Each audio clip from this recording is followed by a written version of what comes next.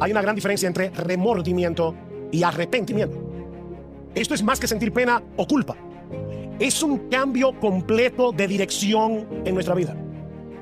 Es reconocer con tristeza y dolor que hemos estado viviendo de espaldas a Dios, en desobediencia a Dios, haciendo nuestra voluntad, no la suya, buscando nuestra gloria, buscando nuestro honor, buscando nuestra fama, en vez de hacer las cosas buscando la gloria de Dios. Y por la gracia divina es volverse de ese mal camino y comenzar a andar conforme a su voluntad.